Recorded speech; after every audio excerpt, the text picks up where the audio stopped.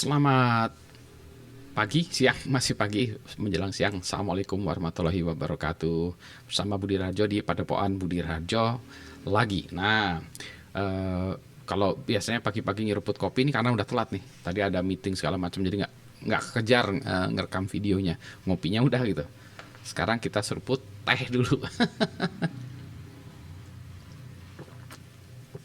Oke, teh sudah diseruput. Nah, eh, kita mau bahas apa nih topik lagi? Oh iya, jadi ceritanya saya lagi beberes buku ya, buku banyak sekali, dua koper yang saya bukain satu-satu, saya pilahkan buku-bukunya. Sebelum-sebelumnya saya cerita tentang buku-buku yang lain ya, buku-buku yang S3 saya. Nah, kali ini saya ambil contoh buku yang lebih keren lagi. Tebel ya, tebel luar biasa. Ini buku namanya The Code Breakers, karangan David Kahn. Ini buku klasik kalau orang bicara security ya, kriptografi. Ini adalah mbahnya bukunya. Kalau orang bilang the Bible pada awalnya. Ya, kenapa buku ini penting? Nah, sebentar saya cerita dulu ya. Ini bukunya fisikal nih. Saya beli waktu itu harganya 715.000 rupiah di Indonesia belinya. Saya udah kembali ke Indonesia, saya beli buku ini. Di luar negeri sebenarnya ada juga bukunya, cuma saya waktu itu nggak kebeli. Itu jadi mahasiswa. Kembali ke Indonesia, nekuni security, beli buku ini. Kenapa buku ini penting? Jadi ceritanya kalau zaman dulu, ini sebentar ya, kita lihat dulu. Ini publicationnya ini yang apa ya? Karena kalau nggak salah ada yang 169, 1969 dan 1970. Ini copyright 19. Ini kan copyrightnya 1967, dibuatnya awalnya tahun 1967. Kemudian ini revised versionnya ini 1996. Jadi ini versi yang 1996 karena revised versionnya. Tapi awalnya 1967. Kenapa itu penting? Nah, karena pada zaman dulu kalau kita belajar kriptografi itu dianggap tidak boleh. Jadi kriptografi itu dianggap sebagai illegal art, dark arts gitu ya. Itu kayak orang belajar sihir aja. Jadi ini nggak boleh nih dipelajari tahun-tahun sebelumnya. Jadi kalau orang mau belajar tentang kriptografi, code breakers, code makers segala macam nggak ada buku referensinya. Jadi orang ya di bawah tanah lah ya, mengendap-endap segala macam ya.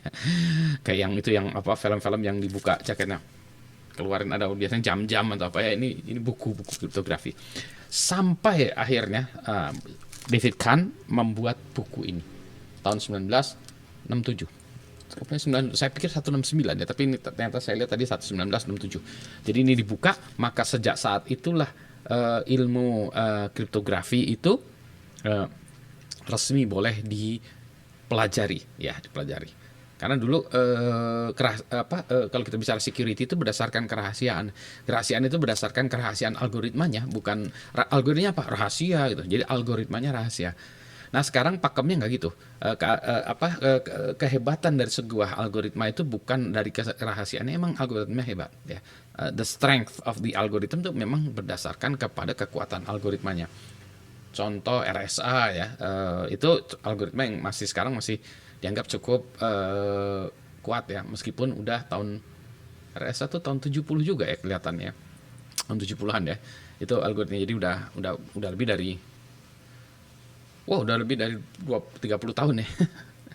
Kalau udah tahun 7, kalau katakanlah tahun 75 aja ya, kayak 75 dibuatnya tahun 75, 25 udah 40-an tahun, mendekati 50 tahun malah ya algoritma. Anyway, nah, jadi si Codebreaker ini dia menceritakan the comprehensive history of secret communication from ancient times to the internet, revised and updated. Jadi dia cerita tentang secret communications ya, jadi sejarahnya. Nah, makanya kenapa dia tebal, sejarah. Dan lebih keren lagi, tulisannya kecil-kecil dong. Oh, ini apa nih? Ini Enigma kayaknya. Ya, tapi ini kalau dilihat dong, tuh lihat tulisannya kecil-kecil. Halamannya ini kalau saya skip ya, nggak pakai ini ya, bukan sampai belakang. Kalau sampai belakangnya sama daftar insi dan indeks itu ya, insi dan indeks sampai indeks itu 1181 total halamannya semuanya ya. Nah, jadi kalau ini adalah buku saya sendiri, terus terang belum habis bacanya. Karena ini sejarah ya, cukup ya, ada bagian-bagian yang apa ya, boring lah ya, membosankan, udah tulisan kecil, wah pokoknya, tapi detail ya, detail. Ada buku-buku kriptografi lagi yang lebih, menurut saya lebih lebih aksesibel ya, baik dalam menjelaskannya. Tapi ini lebih banyak menjelaskan ke historinya ya. Kalau kita belajar sesuatu, histori itu sangat penting ya, karena itu menjelaskan kenapa begini, kenapa begitu gitu ya. Nah, ini buku ini. Buku. Saya juga melihat ada file-file PDF-nya beredar ya di internet, jadi mungkin ada. Tapi memiliki buku ini merupakan sesuatu hal yang ini ya, sangat berkesan. Jadi ini kemarin bukunya saya tinggal di kampus karena habis ngajar waktu ya, habis ngambil security di kampus segala macem. Kemudian kena lockdown ya, COVID, jadi hampir 1,5 tahun ya, 1,5 tahun lebih saya nggak ke kampus, bukunya ini stuck di kampus. Sekarang saya bawa pulang ke rumah. Mau dibaca lagi? Nah, ada banyak buku lagi yang harus saya baca juga. Jadi ini ngantri nunggu dibaca, diselesaikan. Jadi belum selesai ya. Ini histori ke belakang, apa, kalau dulunya. Kalau yang, maaf sebentar ya. Kalau yang ke belakang-belakangnya ini udah zaman internet ya kan, zaman internet, public key, kriptografi segala macam, tidak ada di buku itu. Di buku itu menjelaskan sedikit di belakangnya tentang update-nya, tetapi spesifik tentang yang di internet ada lagi. Bukunya yang lebih sederhana ya. Bukunya Crypto Simon Singh itu lebih ya, lebih inilah ya, lebih accessible, lebih cepat bacanya juga karena tipis, cepat, secara cepat ya. Tapi kalau mau akurat, sejarahnya beneran, datanya lengkap, itu ada di buku David Kahn itu. Jadi kalau Anda pernah baca David Kahn, keren ya. Sudah baca bukunya Pak? David Kahn. Habis? Habis. Ngerti? Enggak.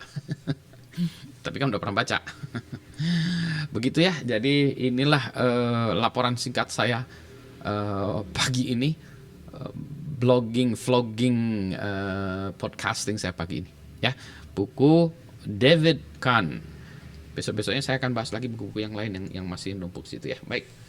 Terima kasih, selamat pagi, selamat siang. Assalamualaikum warahmatullahi wabarakatuh.